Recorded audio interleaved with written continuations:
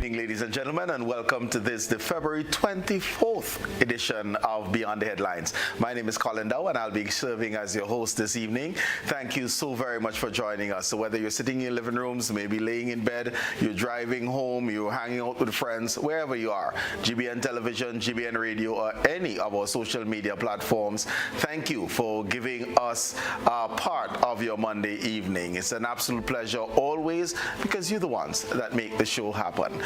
This evening we are having a good, strong discussion with the representatives from the Planning and Development Authority. With me is Acting CEO Janis Lessie. Good evening to you. Yes. And the Compliance Officer Richie, Baptiste. All right. Welcome to you both. You have been making news. And it's an absolute pleasure to learn, because I think it is important. It's a new thrust that the Planning and Development Authority has taken on, and it's more than a name change. It's a refreshed mandate, as it were. And it's important that the population learn what your mandate is, and just how we can partner for Grenada's development. Absolutely. So you're in a hot seat, Janis. So when did you take over in terms of serving as CEO, I know acting of the authority? So I must say that my substantive role with the authority is Chief Administrative Officer. Mm-hmm. However, when the last CEO left in the end of September 2024, I assumed the role of acting CEO from October 1st until present. Okay. And share with us, what is the role of the Planning and Development Authority? Well, I have a copy of the Act in my hand, and no mistakes there. No mistakes there. Right. To make provision for the orderly and progressive development of land, and to preserve and improve the amenities thereof, for the grant of permission to develop land, and for other powers of control over the use of land, for the regulation of the construction of buildings and other related matters, to confer additional powers in respect of the acquisition and development of land for planning, to protect the natural and cultural heritage, to repeal and replace the Physical Planning and Development Control Act, caption 241A. Okay, that's a lot. That's a lot. A mouthful. It really is a lot. It really is a mouthful. But if you can, just give us a sense. If I'm saying PDA in agriculture, what are some of the things that will come to mind? And certainly, Richie, you can join us here. But PDA and agriculture, what are some of the things that you would immediately say that the PDA will get involved with? Right.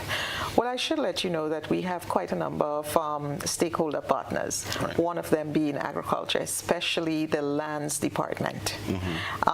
We regulate how lands are developed. We regulate different things. As it relates to agriculture, well, definitely it's going to be about sustainable development, making sure we partner with the Ministry of Health and the Environment to make sure that, when people are doing agriculture, the sheds and buildings are properly built according to the plan and regulations. We look at riverways and that kind of thing, how waste is managed in the environment. So it's all about sustainability. And we do consider agriculture a great partner in what we do at planning. Okay. If I say the PDA and tourism? Well, of course. I mean, I didn't want to get into that, but I'll just allude to it very, very quickly. One of the things that would have made the media this last week was the demolition of a structure on the beach. We do work very closely with tourism. At the end of the day, we are a tourist island. We depend on tourism, and it is clear that the Tourism Authority, the GTA, the ministry, they do have really expansive plans on how they want to develop the industry and how the built environment is going to affect all of that.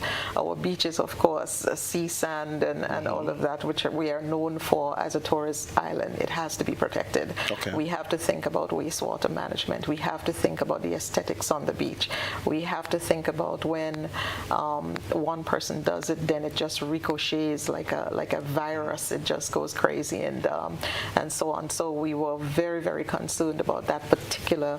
Well, we'll get into that particular, but I just want us to just get a sense of the multifaceted roles and your contribution to the national development.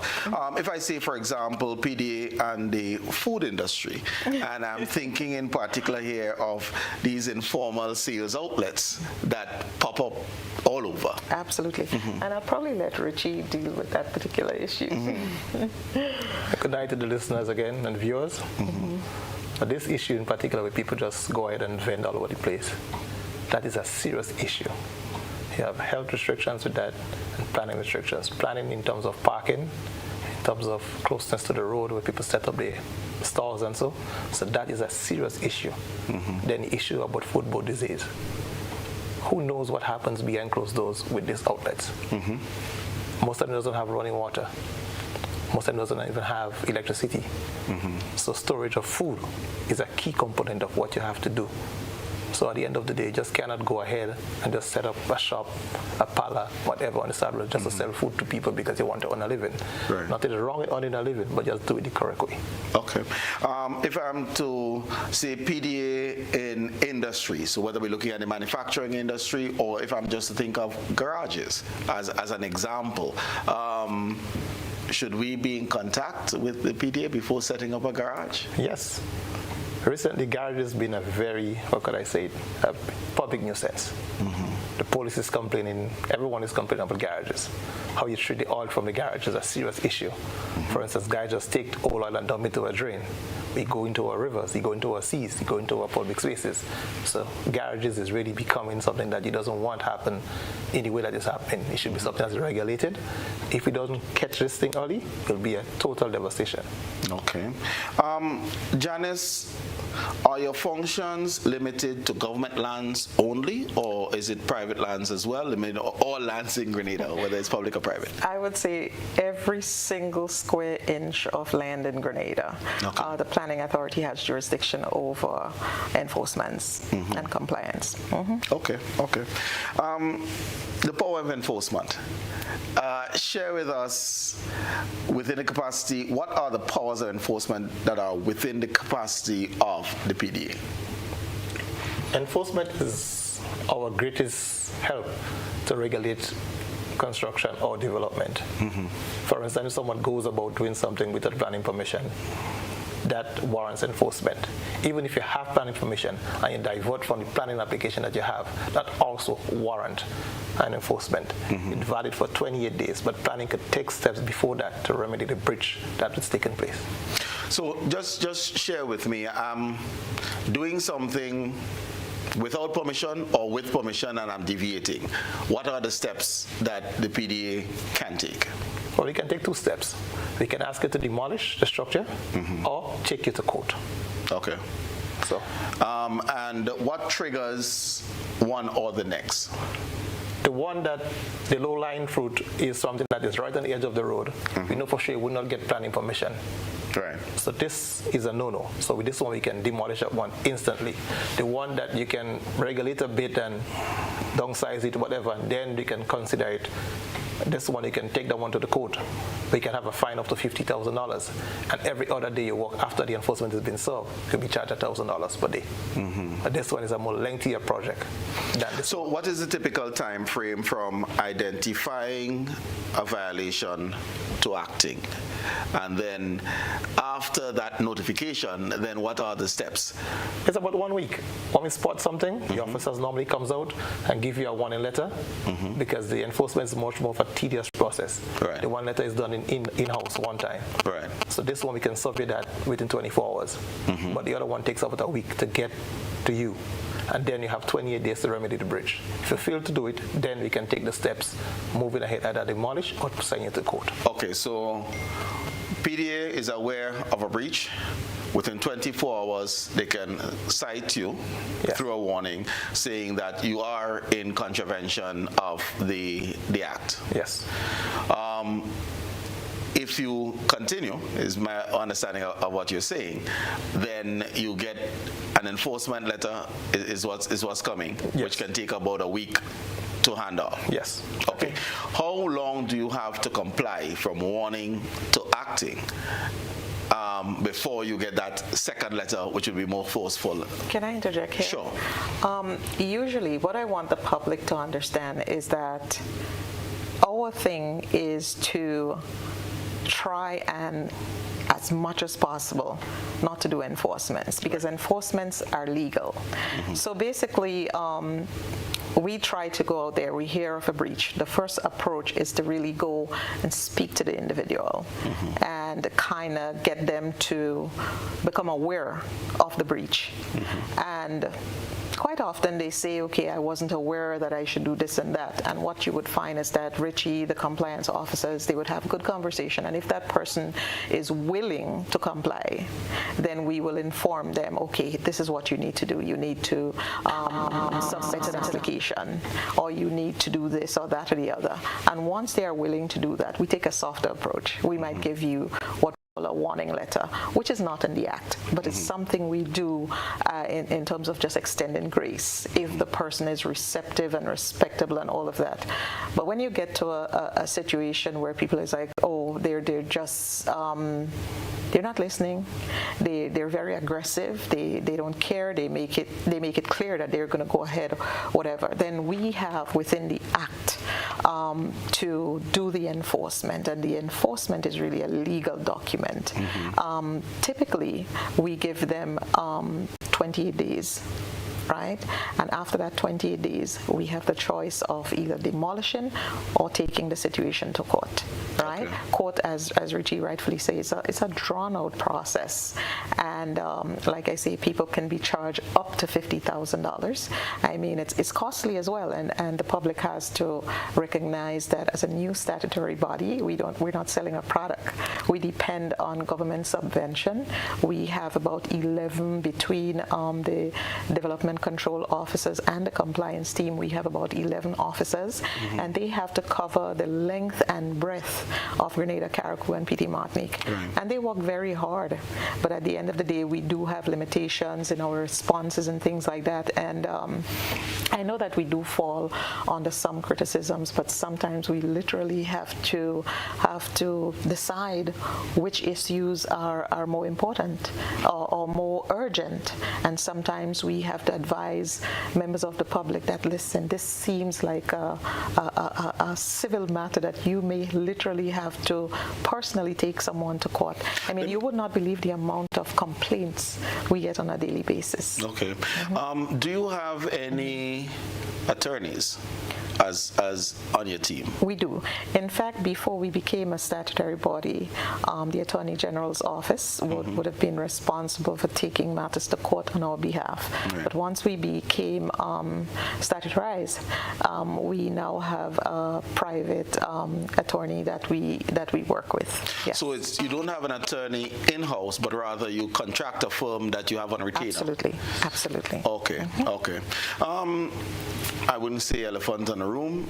It's not in the room, and it's no longer on the beach, apparently. But if you can, just take us through, because we all saw, yes, it was in the public domain, the demolition of the structure in Grand Anse. If you just give us a sense as to what led up to what some members of the public may say was drastic action by the PDA. It might seem so in the public eyes, but the gentleman was spoken to early December. He had the first letter in hand around the 13th of December.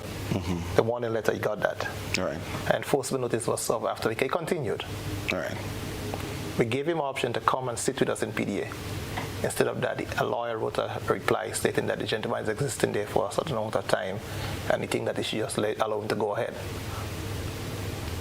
No contact with PDA after that. So we went ahead and served the demolition notice. Right. So that is already triggered everything up, but all the steps are followed in the way it's supposed to, because the gentleman just continued building a building that he had no planning permission for on public space. It wasn't even in his land. So he had two major violations there. The boundary setback from the property next to him and building without planning permission. Okay. Absolutely.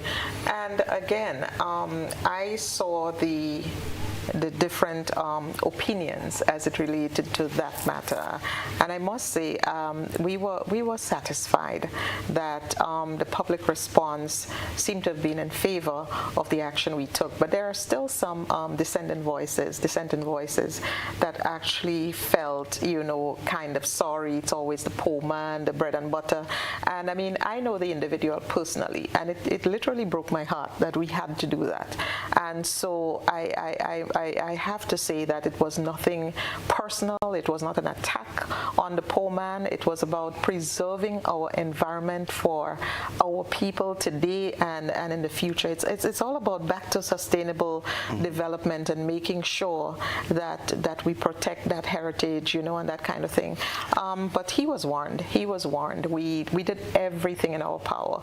In fact, the Ministry of Lands saw that the Lands Department of the Ministry of Agriculture, the Director of Lands had multiple conversations with him where he said to him, listen, wait, don't proceed. This guy literally took night and make day, as we say. He was building on weekends. It happened so quickly. Concrete in your face. Yes, man, concrete all over the place. Okay. Yes. I think you answered why this, and I would use, it's very soft, why this vendor was identified. I wouldn't say targeted because that has negative connotations. Why? Are there others in the vicinity who might also be operating on Crown lands without planning permission? And was the violation here one of concrete structure as opposed to squatting on Crown lands illegally? Well, squatting is illegal, so operating on Crown lands illegally. That's a very, very good question. Many of these vendors, in fact, I'm not going to put a percentage, but many of these vendors are squatting on Crown land. Crown has plans, the GTA has plans, tourism have plans, but in the meantime, I think we take a softer approach to them because they are in temporary structure where one day the hammer can fall any day. You see what I'm saying? It is easier to then go in and say, listen, you have a week, you have whatever to pack up your shop and pack your stuff, and you're gone. You know what I mean? One bulldozer. But shouldn't the PDA, GTA, or other authority cite in writing to these individuals that you are operating illegally, so one doesn't feel targeted, that after functioning, as the attorney letters may have said, for 5 years, 7 years, all of a sudden there's a bulldozer at my front door. How do we go? We have been doing that. We have been doing that, and Richie can probably expand. We've done that on the port. We have done that in golf course. We have done that in some of the, I wouldn't call it a settlement, but the vending zones throughout the country. And let me say this, the individual from the Grandins Beach, that person has a temporary structure that they are operating it and has not been interfered with in any type of way, but he selected another spot and built that concrete structure, right? While not missing one day of business, he continues to do business. So, like I say, he considers himself the ambassador of the Grandins Beach. He's a guy that is well liked by a lot of people, and I'm honestly hoping, we are hoping that at some point they would regularize and do some developments in the areas where people like him and other vendors on the beach can have a nice place. I know that a piece of land has been identified right off of Wall Street, where there are some plans by MIT and other departments of government to actually build some proper vending booths where people like themselves can have a place to do vending. Richie, you wanted to weigh in on whether the sin is concrete or squatting, because we have other vendors, and I think Janis alluded to it, up and down the beach on Crown lands operating. The gentleman has an next facility, wooden structure, untouched, but the concrete was taken down. So is the sin concrete, or is the sin squatting on Crown lands? No, the sin is not concrete. The sin is illegal building, the one that is there. Even if we have to deal with this one, that would take a longer time. But the current one, no, let's get this one out of the way. The one that you have existing, it'll take a longer time. just in case we have to get rid of it. Some negotiation have to take place. So this one, we just cannot rush and say demolish everybody at once. You understand?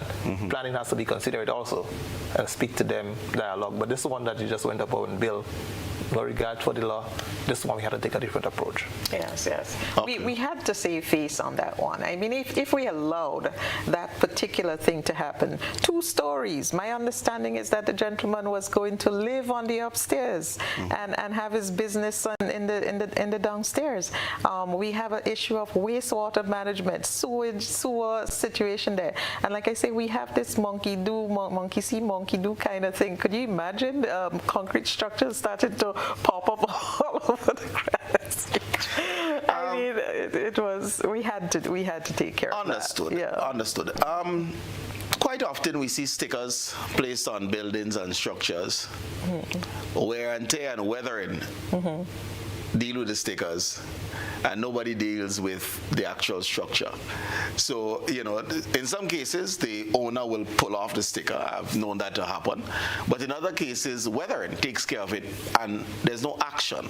Right. Why is there such a lengthy time lapse between, let's say, the issuance of a warning, the placement of a sticker, and the PDA seem to be just ignored? Right. As I said to you, we are an organization with limited resources, and sometimes, to put it in context, we have to pick our battles. We have to pick the lower lying fruit and deal with it, because we just do not have the resources to cover everything that we'd like to cover. But what we'd like to embark on, and I'd like to say that to the public, public education going forward. Getting people to realize that this is our country. We want to preserve it for ourselves. We want to preserve it for future generation.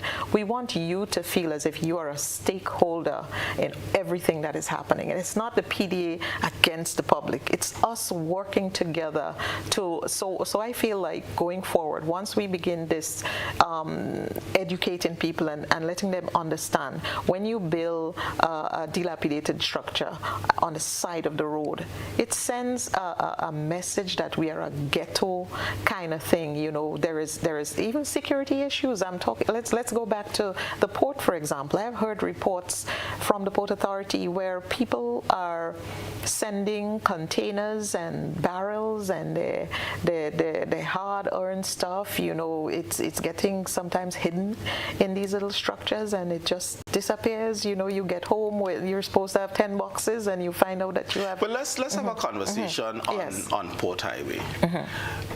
Last year, and we both had the Prime Minister warning against the ghettoization of our country in general. We had the Minister of MIT and I believe the Attorney General, who was the candidate for the town of St. George for the National Democratic Congress, speaking of the importance to clean up Port Highway. Correct. There was a time frame published. Nothing has happened. Right. Why? This I can speak to. All the information was gathered because we did the entire survey of the area. So we mapped the area out correctly, get everybody's names, addresses, the relevant notices were served. Then we hit a snag after that because we had a bottleneck. For instance, MIT was looking to house them somewhere else before we clean up the site. And that is where the problem came. So not to say that we forgot what was happening on Port Authority or Port Highway. At the current construct, the Port Highway cannot exist what it is now. For instance, the exit from the port is in a mess. God forbid something happens and you have to disembark the port. Where you go next? The structure that is there is really creating a serious traffic hazard and also an issue with the port. So we haven't forgotten the people by the port. Just happened that we have to use a different strategy. But shouldn't MIT be served notice that you will be acting and therefore they need to act? Yes, MIT is aware. No, I'm not saying aware. I'm asking whether MIT should be served notice, because if this is 1 year and counting, and then it will be 2 years, and it will be 3 years, and we all know how Grenada would operate, and then we're into an election cycle, so nobody wants to touch anybody because we're into elections. That is how things has gone.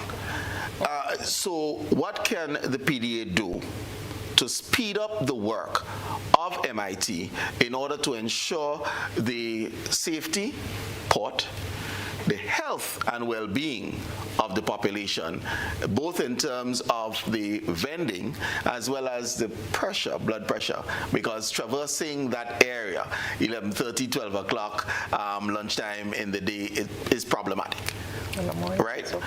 What can the PDA do to speed up the work of MIT to ensure that there is compliance? Because the vendors will say they are waiting on MIT, and MIT is government, PDA is government, so they're waiting on government.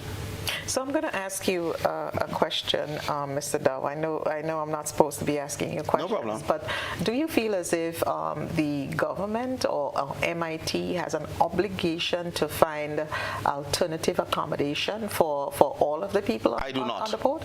I do not either. I do not either. And the planning, listen, the planning... Imagine I go and squat on somebody's land and say, unless you find land for me, I'm here. Exactly. So I do not believe so.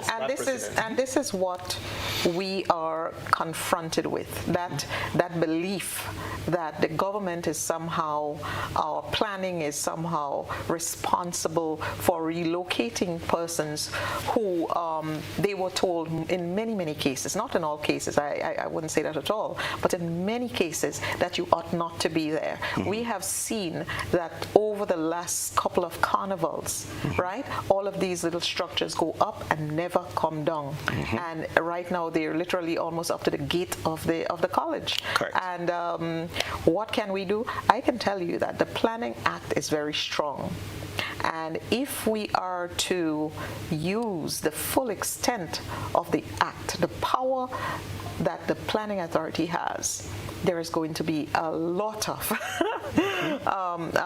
concerns. But the public, and as I said it earlier, the people of Grenada has to take a decision. Listen, do you want us to be a cleaner, nicer, more well-structured community? Is that what we want for ourselves, or are we going to continue to make excuses for persons that break the law? And the worst argument is the bread and butter. The bread and butter. Let me ask you this, without identifying any entity, has your frustrations been added to recently? Because making the wrongs on social media, one of these establishments were prominently featured by another arm of government, meaning the GTA. How, as a planning and development authority, did you take that? So you've served notice, this is an illegal business, and yet still your partner statutory body is promoting same. I think they're promoting the business, not the structure. Okay. So I think it's a business idea they already came up with to already promote what happens with the business, not the structure. Because that structure in question, she's also leasing from someone else. So someone even went ahead and leased government properties which have no authority to. So, okay. Occupied, I guess, occupied. Okay, and I would not, for protection of the business, I will not go into further concerns. But I think along the area and in general, one would be challenged, for example, to find running water, etc. Because if my knowledge of how the Nawasa Act operates, you need to have ownership in order for you to get a connection. Yes. And without that, it means there's no connection. Am I correct in that? I believe you are correct for the most part. Yeah. Okay. All right. I believe you are correct. For enforcement, and I know that you have challenges with your staffing, how do you prioritize? All right, I see this. Well, heavy's the head that wears the crown. Oh, mine's light. Yes. I mean, how do we prioritize? Yeah. Well, Facebook has been forcing us to do some prioritizing as well.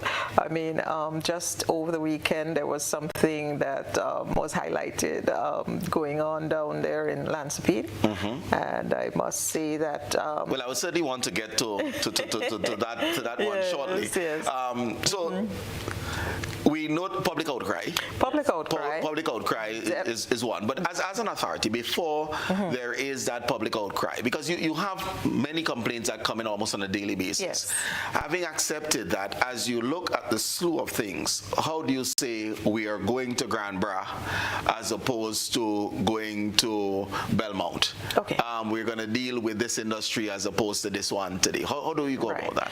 What I should point out is that we do have officers that work in different zones. But I also must mention that St. George's, the zone, and Richie is the compliance officer in St. George's, which happens to be the zone with perhaps over 70% of the construction activities. So a lot of our complaints, most of our complaints come from St. George's. Right. And like I say, it's people's attitude towards when we hear about something, we see something, we go, we have a conversation with them. If they are open and they're willing, there are so many applications that come to the authority as a result of compliance action, as a result of us having those initial conversations, that warning letter. People come in and they, oh, well, we didn't know, whatever. And they submit their applications and we were able to regularize. But there are always these persons that give a lot of trouble.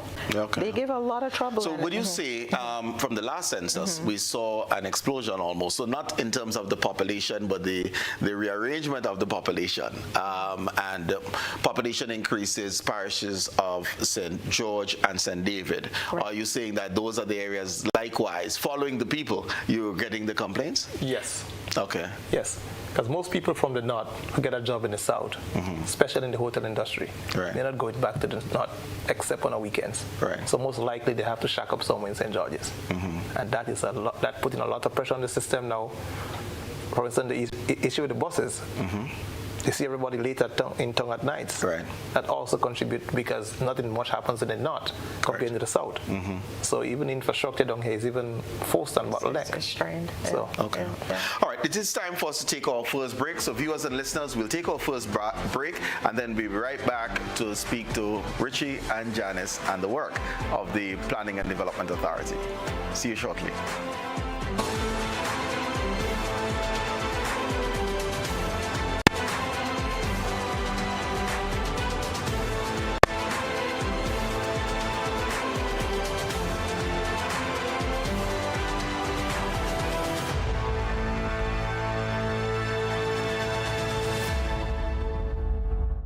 Attention Grenadians, get ready for an exciting weekend of empowerment and inspiration under the theme Accelerating a Transformed NDC. Delegates, party members, and special invitees will partake in the NDC Convention 2025 Sunday, March 2nd at the Happy Hill Secondary School.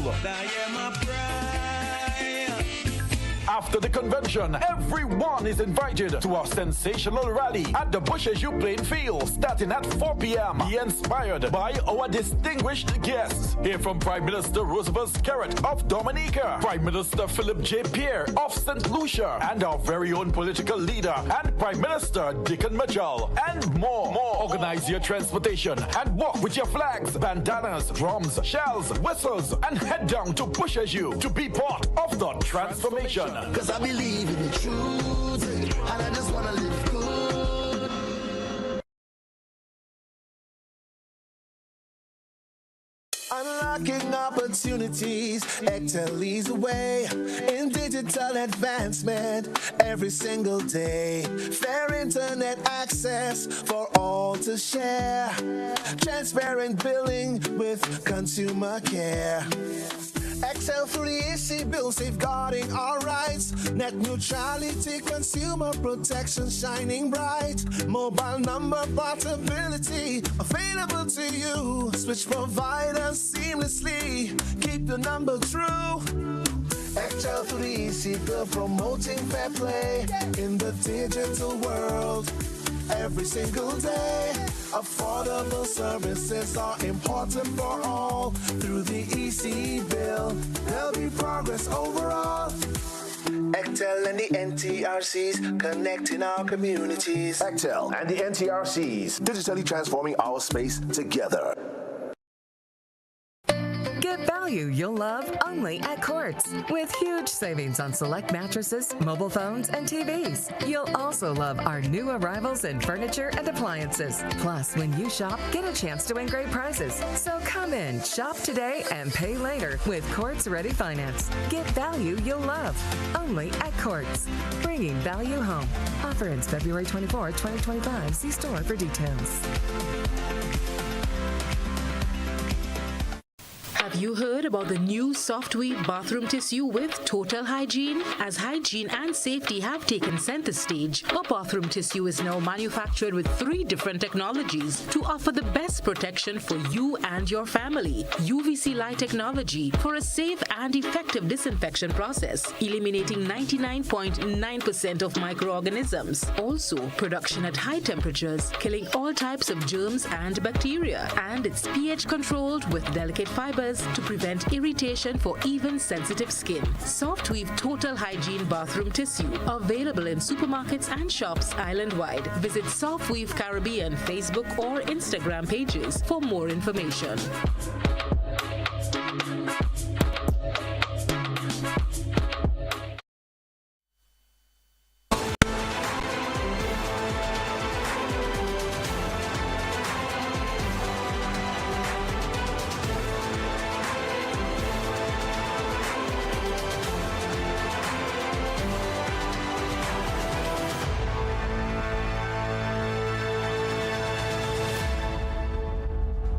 Welcome back, viewers and listeners. We're speaking with the Planning and Development Authority this evening on your program, Beyond the Headlines. Janis, we recognize in terms of priorities it will be difficult, but if you can just share, and certainly Richie, you can weigh in here as well, in how do you prioritize? Are there some industries that if you hear there's a violation in this industry or potential violation in this industry, you will need to rush? What are some of the examples there, if you are to prioritize, let's say, by industry? Okay, Richie can weigh in later. But we do have some larger developments that are part of the CBI program, right? We have a large project in Livera, we had one in Mount Hartman, and many of these larger projects, the eyes of the public is usually on them because they occupy a large area of land space, and quite often it's land that was zoned agriculture, what have you, for many years. There may be indigenous animals and lakes and all kinds of stuff. So the public is always concerned about that thing. We have the people like the Grenada Land Actors. They're always paying attention to environmental issues and stuff like that. So typically, whenever there is some kind of major complaints, we usually rush to these because a lot of eyes are on what's taking place there. Things that are highly visible. As I say, we have to, sometimes we get to the lower hanging fruits because while, I mean, we perhaps as much as 30% of residential homes still do not have planning permission. And for the people that live in rural areas and countryside areas and in the bush, as we say, with still little access roads and stuff like that, we try our best to get to them. But typically, when you're building right on the roadside and you are doing commercial things, especially when you're doing things like garages, when you're into manufacturing, we're always concerned about your management of waste. We are always concerned about noise. We're always concerned about activities that in the environment that is just not sustainable. We also are concerned about the visual impact on a lot of things. So quite often that's how we prioritize how we act. Is there geographic, and Richie can share, but is there there some geographic prioritizations? You say roadside would call your attention naturally. Yes. But is there by parish? Is there part of parish? Are there nothing of that nature? No, because what happens in PDA, there is an officer for every parish, basically. Right. So what happens in Grenville, we treat it at the same time as happens in St. George's. Okay. Because the officer also supposed to be monitoring what is happening in his zone. In his zone? Yes. Well, his or her zone. All right. So we treat everybody across the board. Nobody gets priority. Okay. Who gets action? Is it who makes a phone call? I mean, sometimes, Tom is doing something, nobody bothers with Tom. But if Mr. John calls, then PDA is running and scattering and trying to demolish people's buildings. That is not true. Okay. All right. That is not true at all. And I will get back to what I said earlier, because I'm pretty sure there are some listeners who are just joining us. We do not have the resources at the Planning Authority. We have a total of 11 officers, and they are split between the development control as well as compliance. And so basically, we cannot handle the amount of complaints that come to the authority on the daily. You will be surprised in terms of the kind of complaints we get. Right. We get complaints about boundary encroachments. We get complaints about drainage. If someone is living on top of a hill and the person is living at the bottom, they sometimes you wonder if persons want you to literally come and open drains for them. People are not talking to their neighbors, and so they, rather than having a conversation with the neighbor, they come to us about everything. So quite often we are literally sending people off to our different stakeholder partners. Sometimes we have to say to them, listen, this is a police matter. This matter is for health. It has something to do with pigs that are being, and it's stinking up the area. We have different things. So that's why we have solid waste. We've been working very closely with them. So we do have our partners, and that's why we like to encourage the public.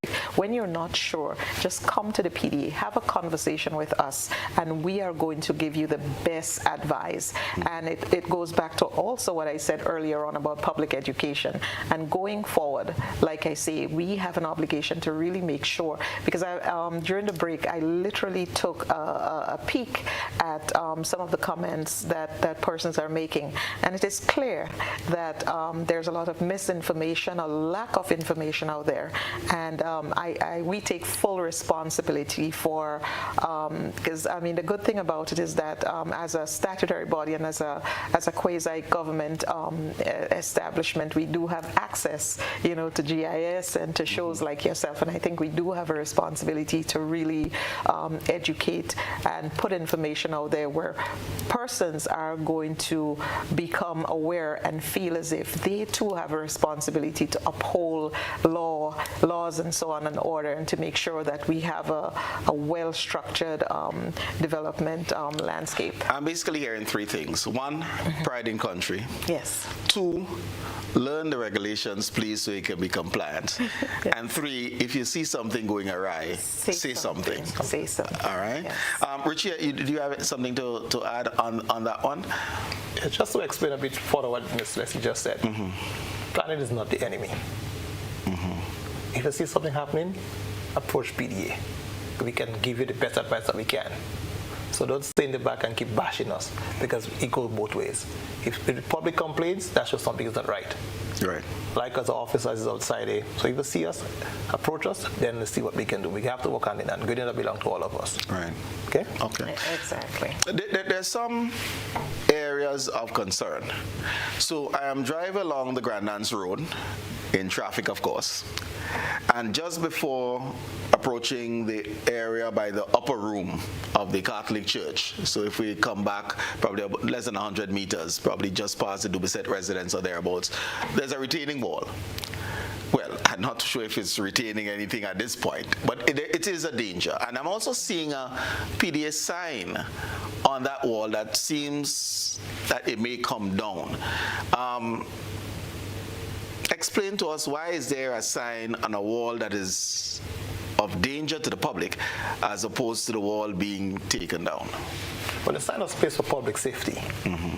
The owner of the property was served an enforcement notice what he went ahead and do, he submitted a comprehensive design. So he did a great design for what is supposed to happen with the project. So he takes full responsibility going forward for what is happening. So planning doesn't have to go about demolishing that. Okay. So that drawing now is up for review. When is the next board meeting? Most likely will be approved. Then the owner can go ahead and reconstruct his wall. Okay. Okay. All right. And that particular situation there, it took us quite some time to get a hold of the owner, because I believe that person lives abroad.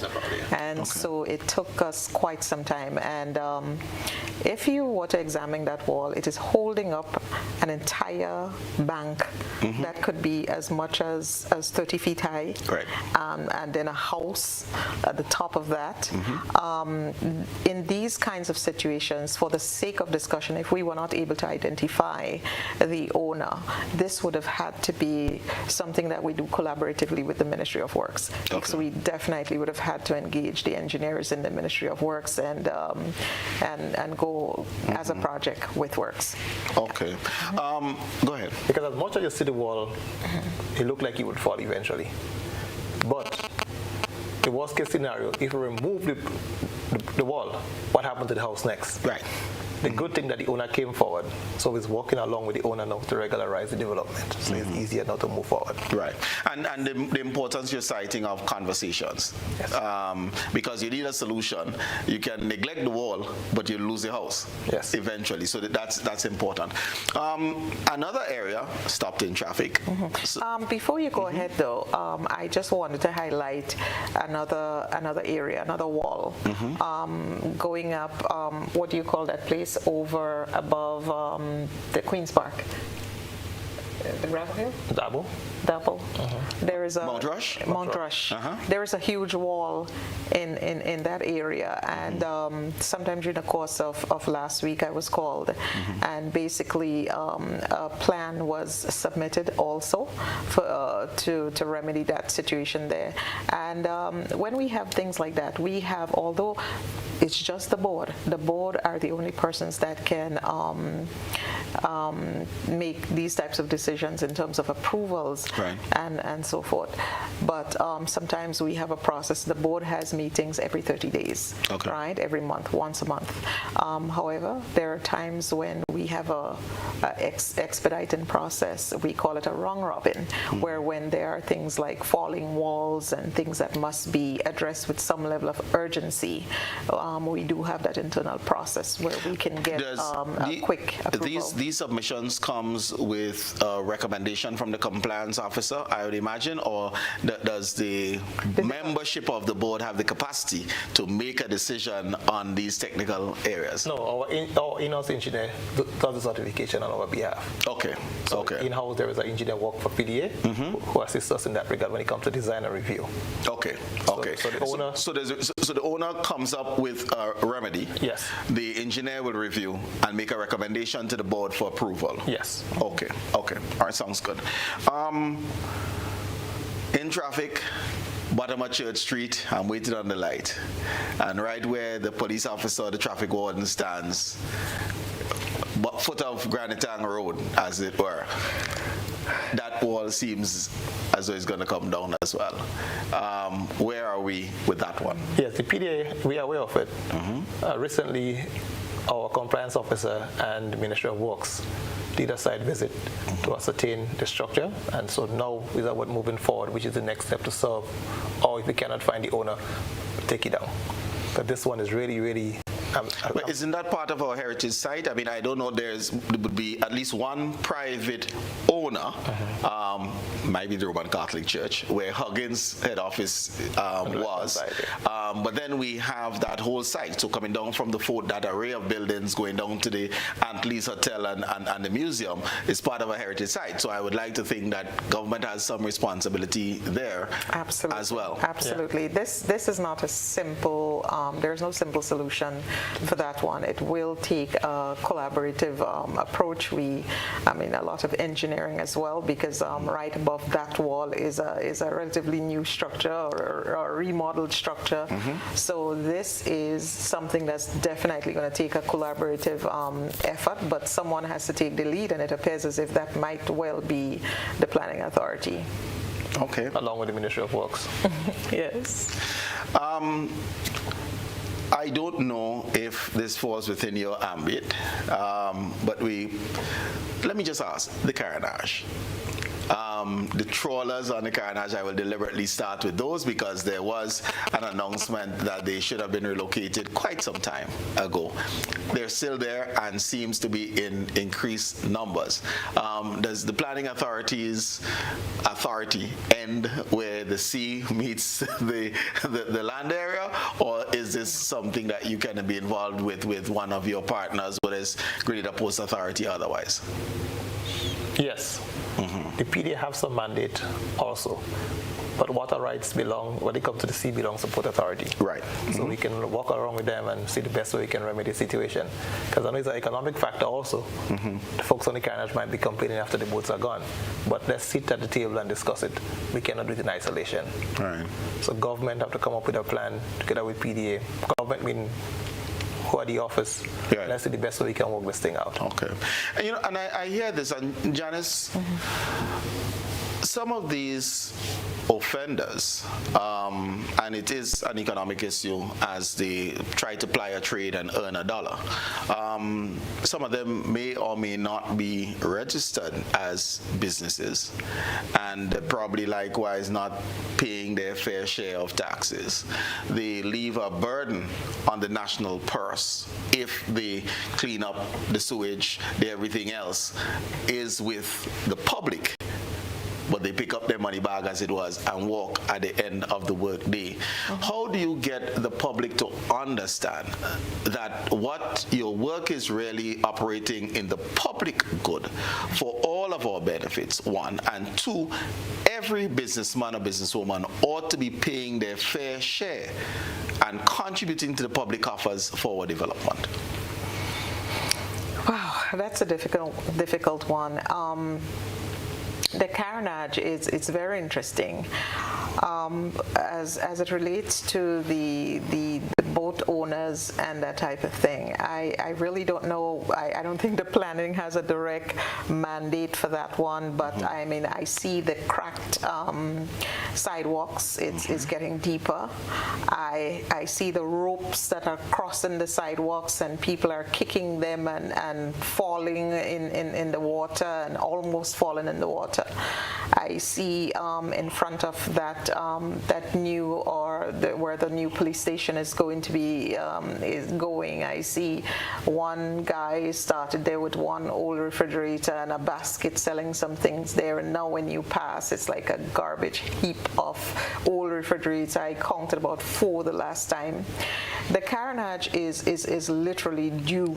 I mean, I know that from years there are proposals for beautification of the carnage, and I don't know if there is some kind of plan in the making, some kind of strategic plan that's going ahead, and as a result of that, not too much attention is being given to the maintenance of the sidewalks and the and even, I mean, similar to what's happening at Port Authority. I would venture to say, if the government or planning and its stakeholders were to come forward tomorrow and say, listen, it is time to move these guys, you can expect the same kind of, we're fishermen, it's our bread and butter, but are they thinking about the sewage that's in the water? Are they thinking about a lot of things? And that's where the public comes in, because I'll go right back to that situation on the beach.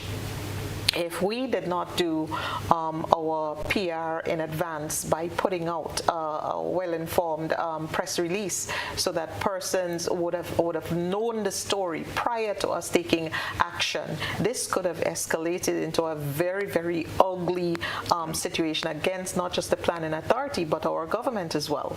And so I'm saying that going forward, any action that has to be taken, we have to ensure, again, it goes right back to public education and just making sure that people have a buy-in and they understand why what is being done and understand that it's for the good of our nation and for everyone and our future generation as well. Okay. Where we have had an outcry from villagers and farmers in the Woodford area in St. John, where there was a quarry factory being developed. There's a roadway that I understand has been built down to a bay, and I'm not sure whether or not there was planning approval. What I do know from the outcry of the villagers is that they have not been consulted. They are also crying for an environmental and social impact assessment to be done because their lives are being disrupted, peace of mind, the noise, as well as their agriculture. What can you share on this one? The planning been on top of this project since of June last year, when initial construction, the site clearing started. The relevant notices were served around the 5th of June last year. The developer only submitted a drawing to PDA for the project as of November. So, hold on a second. I would assume that when the warning was served in June, all work ceased until November, when the drawing was submitted, and no work has continued while they await approval. No. I mean, that seems, from what we described at the top of the show, then this is what ought to have been happening. Exactly. In that case, it didn't happen that way. Okay. It's total defiance. They went ahead, installed the plant. The authority has in its possession the application that they made. No EIA was even submitted to the authority. So is there an application to build a plant that exists? No. Application to build a plant, because it was ongoing. When the officer went on site in June, the project already commenced. Right. Without PDA permission. She went ahead and served the relevant notices. Right. They still went ahead and continued construction. Right. Installation, not construction, because they just and only did a submission in November. So, and that's what I'm asking. So the PDA has a submission for approval for a plant that exists. Yes. Okay. It is called, sometimes that happens, where a person would build out of compliance, and when we go to them, within the 28 days, they can actually submit what we call as-built drawings. And once they do that within the 28 days, typically, if it's a small or residential, we may still go ahead and do the approval. However, this particular project, it's a huge project. It does have a lot of environmental concerns and implications, and it's really on our radar right now. And I hope they are listening, because we are coming for them. They have been defiant in every sense of the word. They ignore every instruction, everything that we have done so far. And the bottom line is that sometimes we might be accused of being a little bit slow to act. But when our communities are under attack, and I see that personally, I see that as an attack on our community. There has been a lot of outcry. The eyes of the public are on this project. We are very concerned, and we are not saying that the project is not a good project, but we don't know, because there has not been any environmental social impact assessment. We are talking about rivers. There are nearby rivers. I hear it is an asphalt plant. Right. We're talking about an area where people have been doing sustainable agriculture for many years. Like I say, this project has been ongoing for quite some time, I think, even prior to us becoming an authority. or around shortly thereafter? No, just started last year. They started last year. They started last year. And we cannot sit here and not take any responsibility for not acting with speed and urgency on this matter. But like I say, we are not everywhere. We're people. It is brought to our attention. But this is a larger structure, albeit hidden. A larger structure than the concrete structure on Grandlands Beach. Absolutely. The concrete structure is down. Absolutely. But the plant is still up. Absolutely. What empowers individuals? We prefer to go to court on this matter simply because they could afford to pay it. They're a big organization. They've been openly defiant. We rather take them to court. According to our act, they can be charged up to $50,000. $50,000 is not much. $50,000 may not be much in the context, but like I say, for us to literally demolish a structure like that where there might be already be machinery and all that kind of thing, we have to use good judgment. And like I say, a project like this, it takes a collaborative effort. So our partners in lands, our partners in solid waste, our partners in health, we all police, we all collaborate and we sit at the table and come up with the best approach. But like I say, our radar is definitely on that project, and we are. Richie, it's my understanding that there were 3 separate projects within the context of the area that are in violation of the PDA? No, 2. 2? Yes, 2 in Woodford. Okay, so that's would be the road leading to the beach. That also is under enforcement. Okay. That was solved as of last week. Okay. So the concrete batching plant, which is what they submitted for, wasn't an asphalt plant in that area. Okay. It's a concrete batching plant and an access to the beach. In dialogue with the owners, all they claiming that is a survey they have to do, and they want some space. I said, well, bro, you cannot do this. Who clear land to do survey in this day and age? Right. The instrument you can use to sit your wall if you want to. So don't come with this excuse that you want. So that's the reason. So we went after them with the enforcement. There is talk about something in the bay. We haven't reached that level yet. So I cannot preempt that they're going to do something in the sea. Right. I cannot speak to that. What is on land is what planning knows what they're doing because of the discussion that we had with them, and that's where it stopped for now. What can we expect happening within the next week, 2 weeks? Well, the enforcement, like I say, it's 28 days. In fact, on one of their sites, the enforcement was served since June. But as I said to you, it will be a collaborative approach with our partners. And we have started the discussion, and over the coming weeks, I'd say there will be a rollout of action against that organization. Okay. All right, viewers and listeners, it's time for a final break. Of course, when we come back, you certainly can feel free to weigh in with your thoughts and your comments. We have both Janis and Richie here, which will be with us until the top of the hour.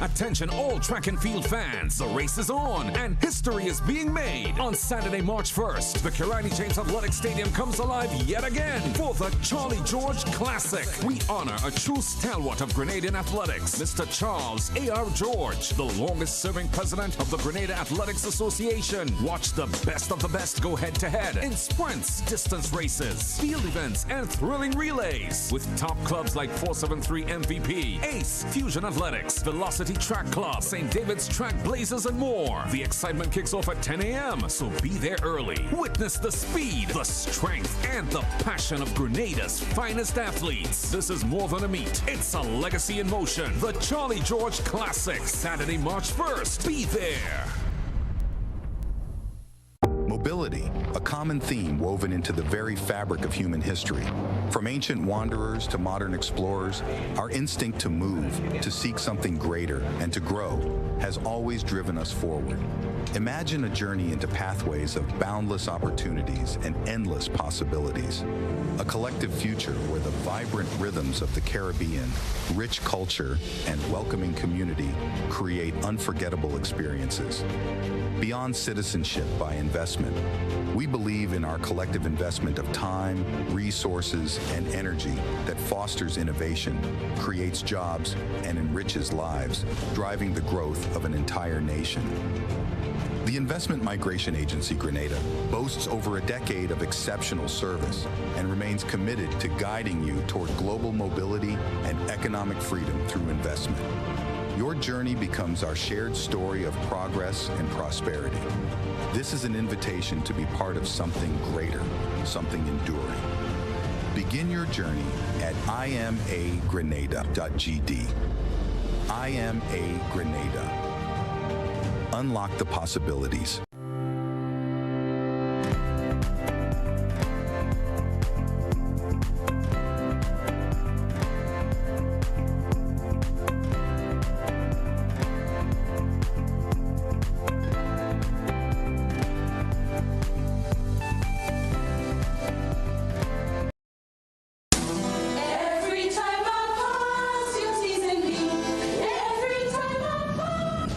National Folk Group, in collaboration with the Ministry of Tourism, Creative Economy and Culture, proudly presents Iconic Moves and Melodies. Yes, man! Iconic Moves and Melodies. A heartfelt tribute to the legendary Miss Shirley Robinson. Mark your calendar. Saturday, March 1st, 2025 at the Grenada Trade Center, starting at 5 p.m. Immerse yourself in an evening of vibrant folk songs, classical songs, Negro spirituals, patriotic songs, captivating poetry, and mesmerizing dance performances as we honor Miss Shirley Robinson, a true pioneer of Grenada's cultural heritage. You'll also get the chance to have a meet and greet with Miss Shirley Robinson. Tickets are just $50 for adults and $25 for children. Iconic Moves and Melodies, a celebration you don't want to miss. Join us Saturday, March 1st at the Grenada Trade Center. Let's honor the legacy, celebrate the culture, and make it a night to remember.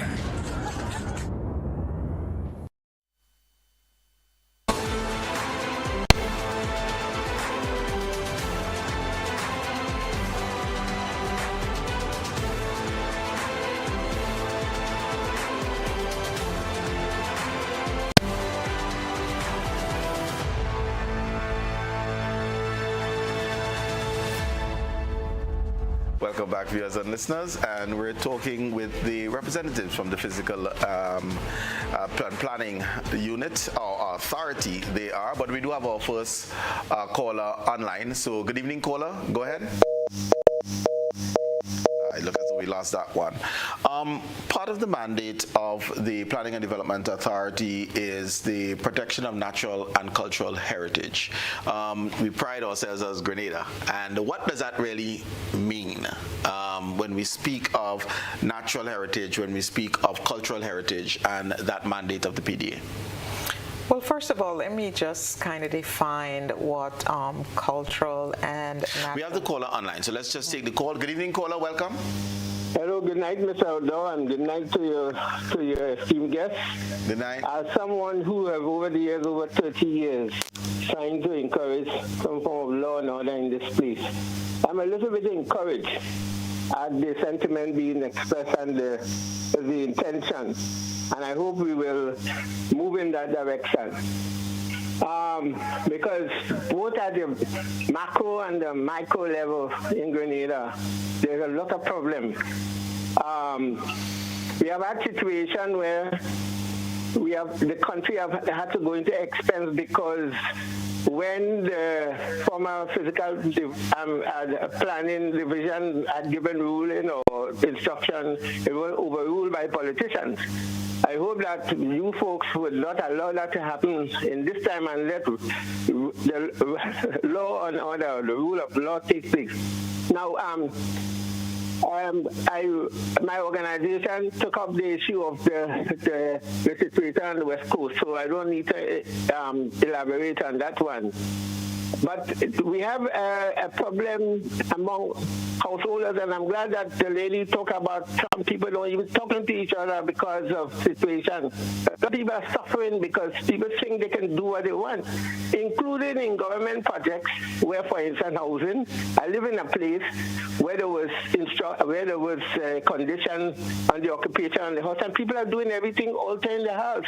I mean, I even have a goat farm in the back of my house, and they have no provision for that. So we need to do something, rein in on the lawbreakers, and let us have a sane society, not a ghettoized as have been evolving over the last few years. So I'm very encouraged of what is going to unfold. Thanks. Thank you very much. Well, people not obeying, but I think one of the key things, political interference, it was claimed to have happened in the past, and they hope that it no longer exists. Well, it is definitely a challenge, you know, because again, and this is probably the third time I'm going to say this for the night, we as Grenadians, we need to take responsibility for our environment and for our country. And if we do that, politicians cannot do the things that they do, even if they want to do it for the vote, because we know what's right. We know what we should do. We have another caller online. Good evening, caller. Welcome. Good evening to both guest and host. Disgusting. It is extremely disgusting to sit here and listen to things I'm hearing.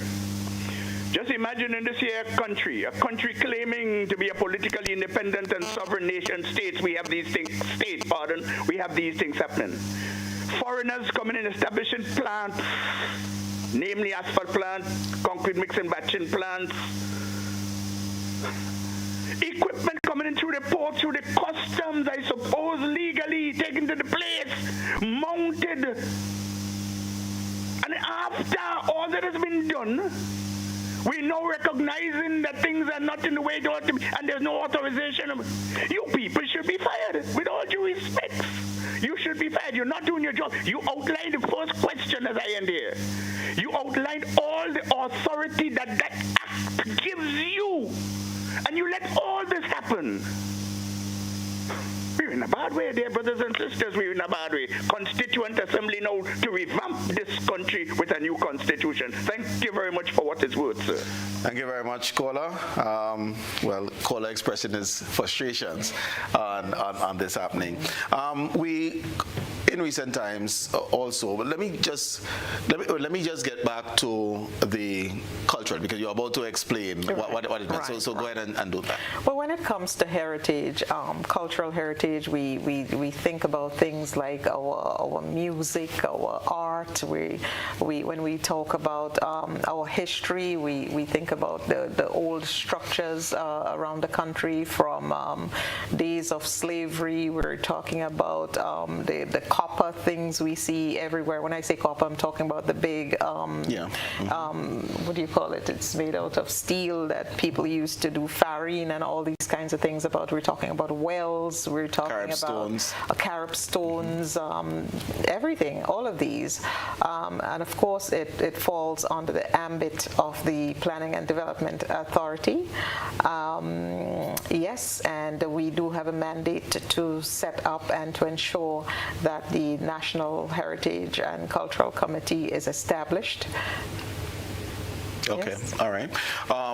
Where is there a time frame, or is it when the new CEO takes over?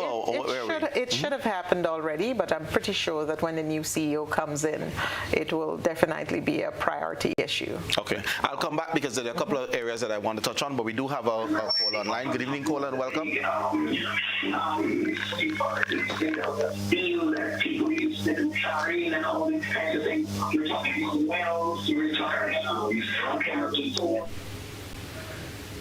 Okay, callers and viewers, please listen to the telephone. Once you call and the phone is answered, listen only on the telephone, because there will be a delay on your radio or television. As we think of cultural heritage, York House, Government House, the carnage in general, town and the dilapidated buildings there. Are these things that the PDA will take on once this committee is established and looking at our cultural assets? I do not have an answer for that. I certainly don't have an answer for that. So, yeah, not right now. Okay. Yes. We have another caller online. Good evening, caller. Welcome. Hello? Yes, go ahead. Yes, the lady is talking as she and a gentleman, but what I've seen happening, this French guy, Egyptian guy, I saw he put a blockade on Granan's Beach. Also, on Dr. Groom's Beach, it's also a blockage there. And you have a road entering, he blocked it out as well. So I want them to look at all these things. It seems to me like it's only the local people that they're bashing down and mashing down, and they're not looking at the foreigners.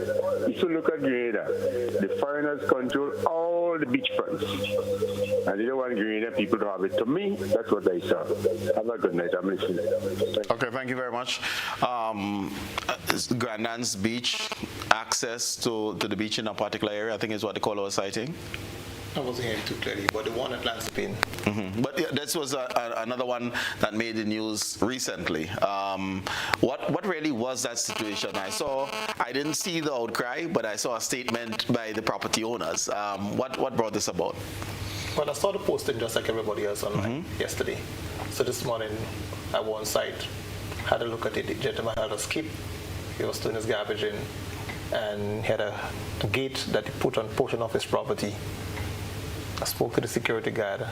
So at the moment they are making plans to remove it. Actually, the road almost clear. From the skip, all the garbage that they had, that was removed today already. Okay. The other parts that will be dealt with later on in the week. Okay. But it's not something that we're sleeping on. We're on it. Okay. All right. And they've been very responsive. And they've likewise been very positive and very, very responsive. Excellent. Yes. Good evening, caller. Welcome.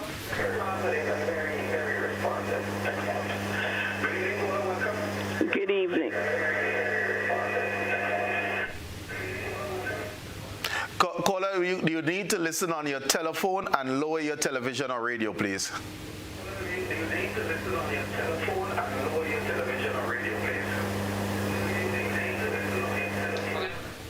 Okay, we're having some issues there. But I wanted to also highlight that as it relates to our beaches, at the Planning Authority, we take that very, very, very serious. So that would be a priority area? Yeah, man. Yes. Ja Beach is ours, all of ours in Grenada. And whenever we get these kinds of complaints about beaches being blocked and the public not having access. In fact, quite recently, a particular major development around the country wanted to do some kind of revetment on the beach, and we have had to say, as long as if it's affecting the public's interests and the public's access, it can't happen. Right. You know, so we are very, very, very hard on those types of things. We want to make sure that the beaches remain a space that every Grenadian can have access to.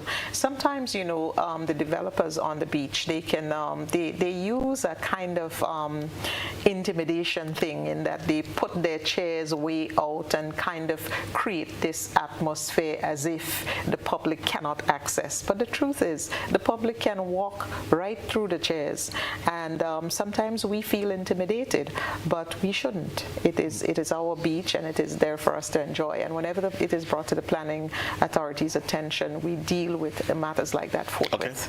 Okay. We have another caller online. Good evening, caller. Welcome. Good evening. Good evening. Go ahead. Good evening. Yes, I'm trying to let you guys know about a situation in Grand Mall.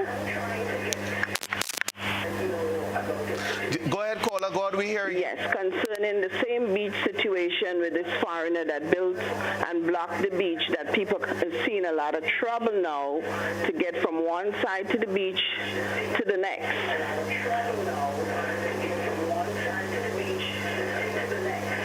So I think I know that the planning knows about it, but I think it needs to be attended to. Okay, thank you, caller. Grand Mall.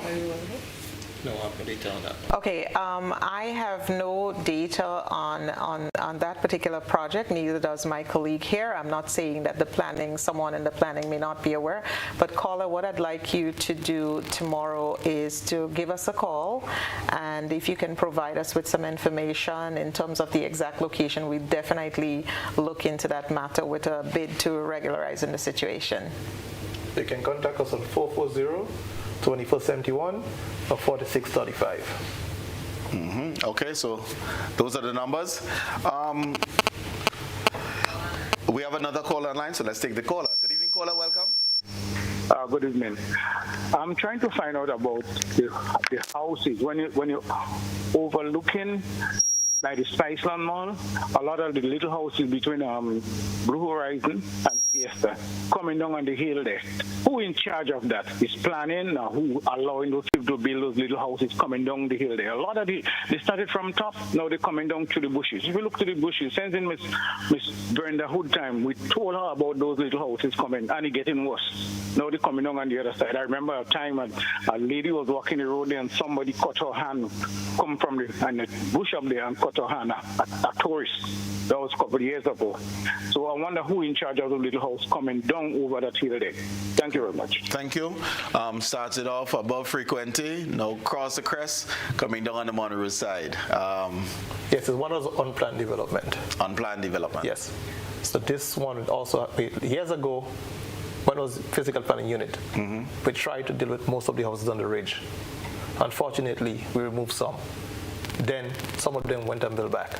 So I constantly have to be on the ball, but agriculture also have a stake there, because some properties they belong to the state, and that is public space. The government has a big part to play. Agriculture also have the mandate on public lands, but they can walk around with physical planning, and we see the best way we can. A PDA, not physical planning, for right. been so long. I still think it's the unit, but it's the authority now. Right. Yes, that's the best way we can handle it.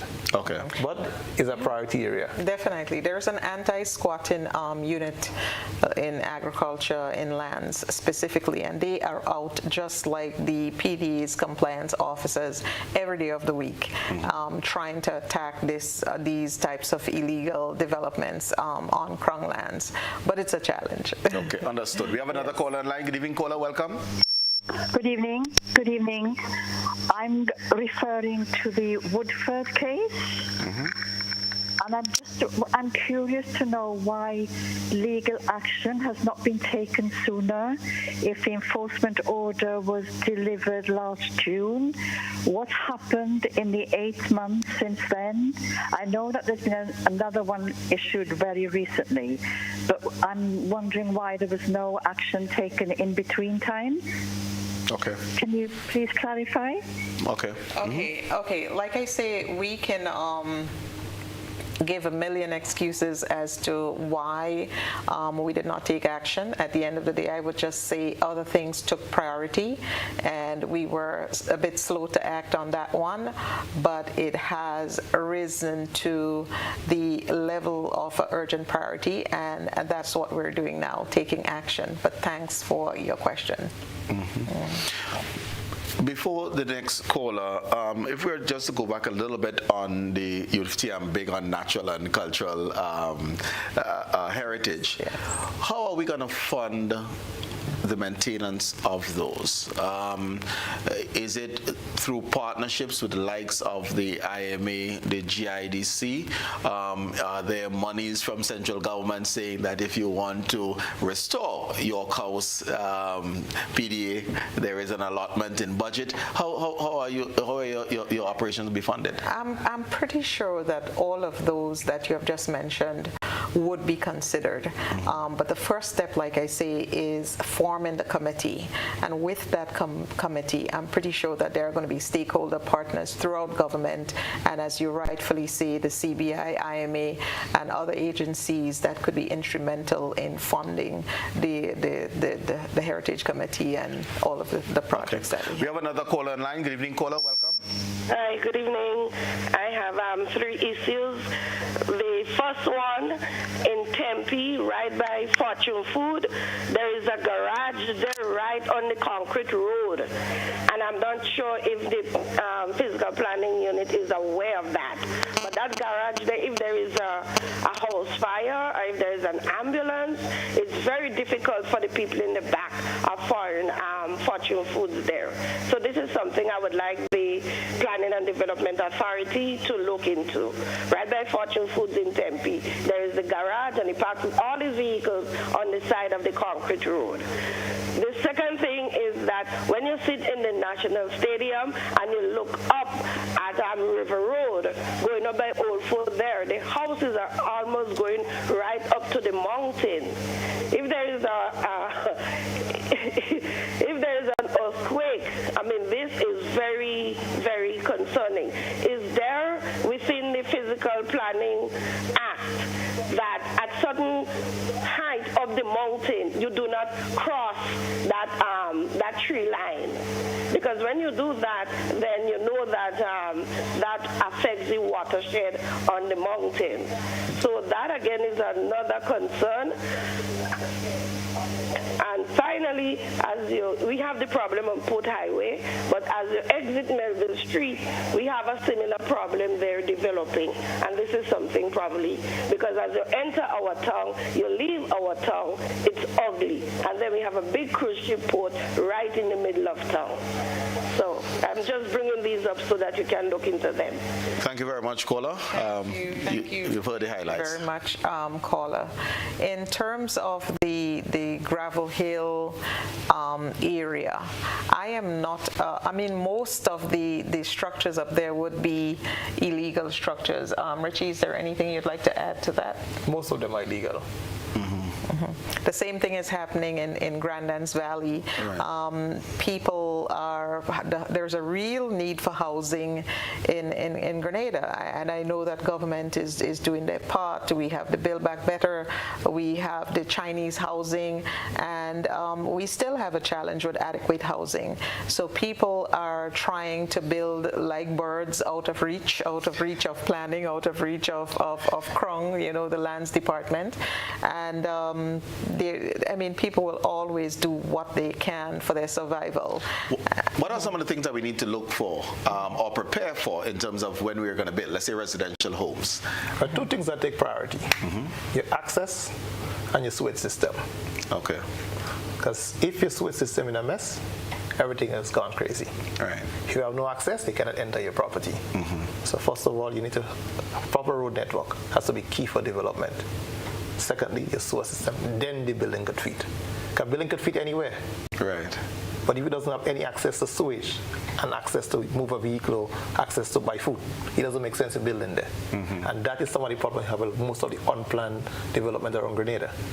They build first, and I expect government or NAWASA to bring facilities to them after. And that put in a serious strain, whatever we have to do when it comes to future development. Okay. So basically, and that's the importance of one having a design for the area and seeking the approval of the Planning and Development Authority prior to constructing. Yes. Is there a threshold? I mean, is it only when I'm putting down $1 million building that I have to get PDA's approval? No, not at all. In fact, the lot size, the minimum lot size for a development is about 3,000 square feet. And with a 3,000 square foot lot, only about 40% of that could be covered with your house, right?